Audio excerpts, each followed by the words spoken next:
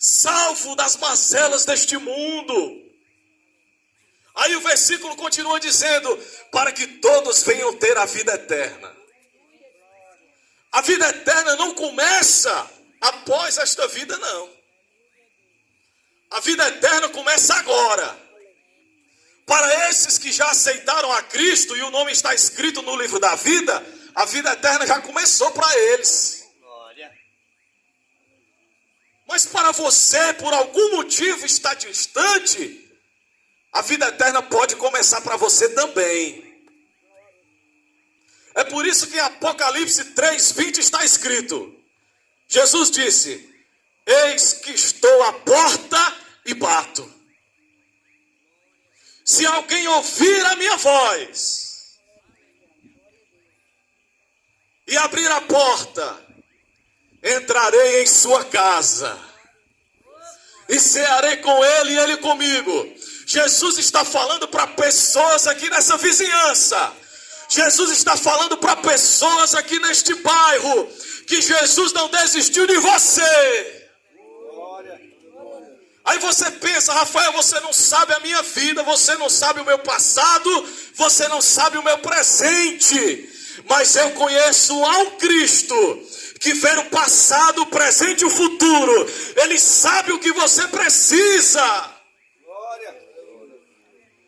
E a tua necessidade começa por Cristo.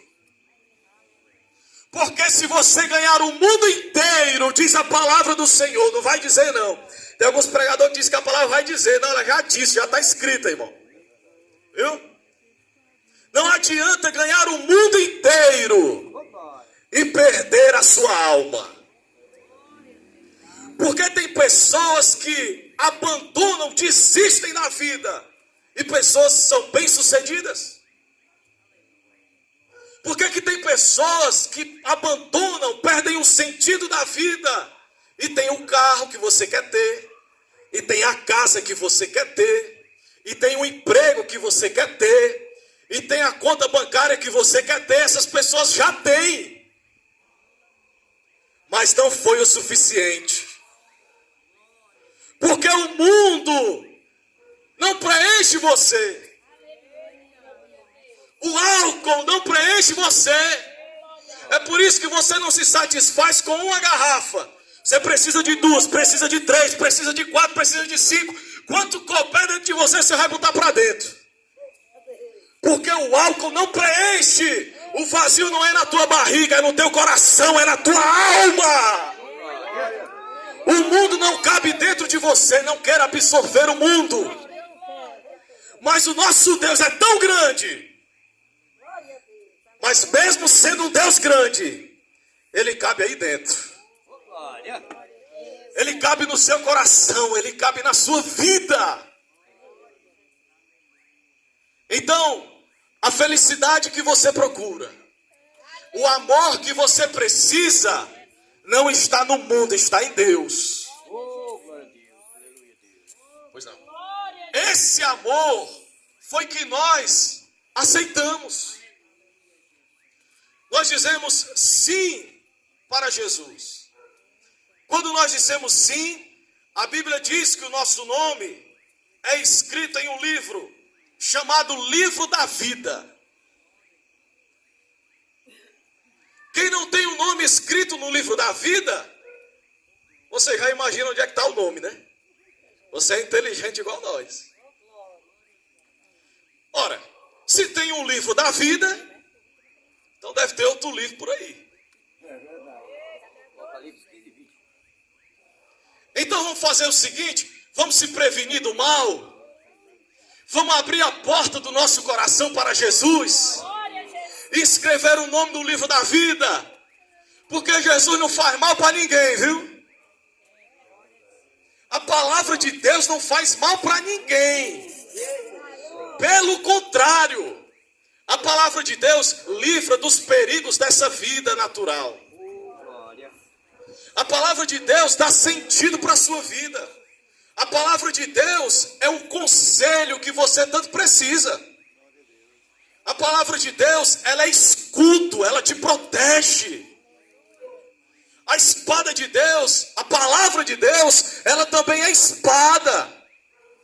Porque a palavra, ela dá proteção, mas ela também ensina você a ter estratégias. A palavra de Deus te mostra saídas, te mostra solução.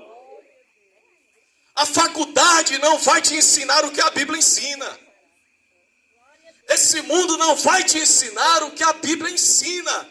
Então, se você concorda comigo que Jesus é bom e que a palavra é boa e que Ele só quer bem para nós, por que negar esse Cristo? Por que recusar esta palavra? Ninguém se arrependeu, irmão, de ter o nome escrito no livro da vida. Eu não conheço. As pessoas podem tomar as decisões que quiserem, mas se arrepender? Ninguém se arrepende de ter o nome escrito no livro da vida, porque esse amor nos constrange. E o texto que nós vamos ler está na carta do apóstolo Paulo aos Coríntios, a segunda carta, no capítulo 5, no versículo 14 e 15, que diz assim, se você tiver aí em casa, tiver também a Bíblia, pode pegar a Bíblia, viu?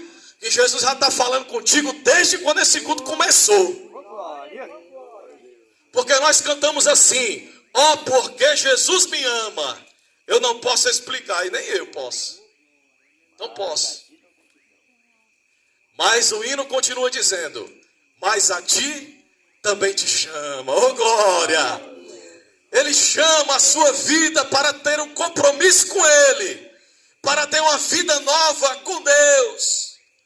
O texto bíblico diz o seguinte, pois o amor de Cristo nos constrange, porque estamos convencidos de que um morreu por todos. Logo, todos morreram.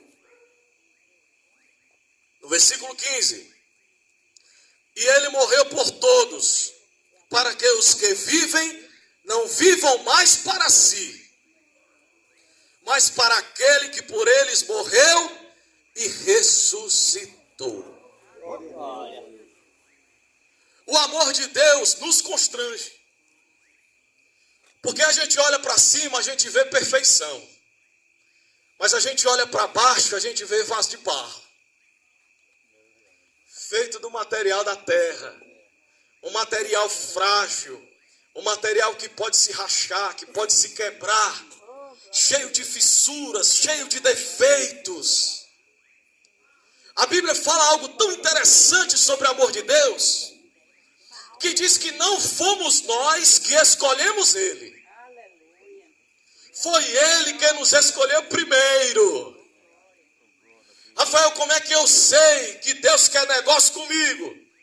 Que Deus está me escolhendo, como é que eu sei? Você sabe quando a palavra chega aos seus ouvidos. Quando a palavra chega aos teus ouvidos, pode ter a certeza que Deus está te chamando. Deus está te chamando nesta noite através da sua palavra. Porque a palavra é o verbo, irmão. Às vezes a gente quer ver muita coisa.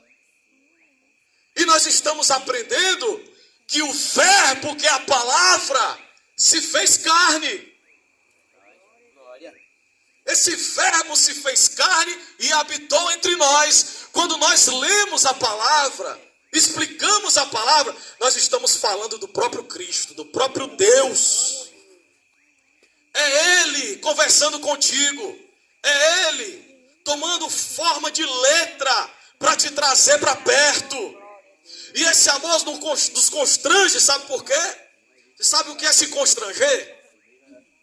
Vou falar numa linguagem bem fácil para a gente entender. Porque a pregação tem que ser entendida, não tem que ser complicada. Você sabe o que é se constranger? É ficar todo errado. Pronto, o nosso linguajar é assim. A pessoa quando fica constrangida, ela fica toda errada. Toda sem jeito. E é assim que a gente fica diante do amor de Deus. Porque nós não somos perfeitos, mas Ele nos ama. Nós não somos perfeitos, mas Ele dá o livramento. Nós não somos perfeitos, mas Ele entra com providência no momento certo. Muitas vezes a Bíblia diz que nós não sabemos nem como orar. A pessoa. Nós não sabemos nem como orar, mas nas nossas palavras, simples, humilde, Ele atende no momento em que Ele quer e na hora que Ele quer. Porque Ele colhe. Agora, ó, veja que interessante. Nós somos tão dependentes de Deus que Ele manda um ajudador, que é o Espírito Santo.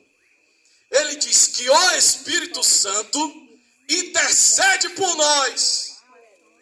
Porque tem momentos que você não consegue falar, você só consegue chorar.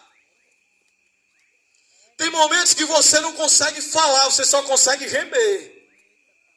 Tem momentos que a luta te aperta e parece que o mundo vai cair na tua cabeça. É aí onde o Espírito Santo entra na vida daquele que tem fé. E a fé só vem pelo ouvir a palavra de Deus. Quer ter uma fé verdadeira, uma fé genuína? Então fica bem pertinho da palavra, fica bem pertinho do verbo, fica bem pertinho do Cristo. Aí nós permanecemos aqui por causa desse amor. E quando nós não sabemos como falar, como orar, como interceder, o Espírito Santo, oh glória, intercede por nós com gemidos inexprimíveis. Aleluia! Nós estamos aqui porque fomos paralisados, constrangidos por esse amor. E o apóstolo Paulo nos ensina que sem amor nada seria. Nós não podemos deixar se perder o amor. A própria palavra de Deus nos diz que Deus é... Pronto. Diz que Deus é raiva, diz que Deus é ódio, diz que Deus é vingança, diz que Deus é amor. Se Deus é amor, eu preciso me encher desse amor. O amor que é justo, o amor que não tem inveja, o amor que não deseja o mal. Mas o interessante é que o apóstolo Paulo nos ensina sobre esse amor. Que ele diz assim: ainda que eu falasse a língua dos anjos. Eita. Hein?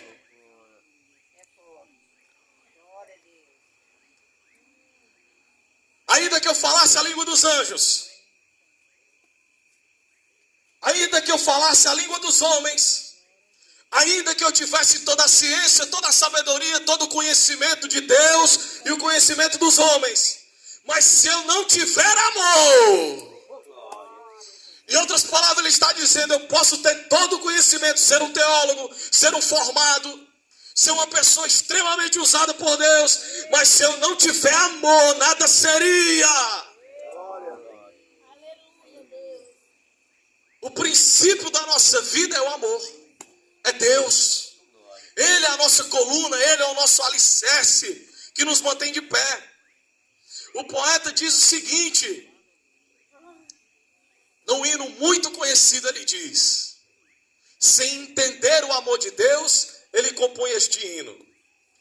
E ele diz: porque me resgatou, porque me trouxe aqui, porque me queres, Deus, tanto assim. Se contra o céu pequei, e contra ti também, minha vida eu destruí, como errei. Aí ele pergunta: por que me queres tanto assim? Oh glória, aleluia! Porque às vezes, como foi dito aqui, a gente quer desistir, a gente quer entregar, a gente quer abandonar por causa das lutas. Mas o Senhor já tinha dito que haveria lutas. Ele disse: meu filho, neste mundo tereis aflições. Ele está dizendo, nesse mundo tereis aflições. Quer dizer que existe um lugar preparado em que a aflição vai acabar, em que o choro não haverá, em que a morte não acontecerá. É as mansões celestiais que Ele tem preparado para todo aquele que confessar o seu nome como Senhor e Salvador. Tem um lugar preparado.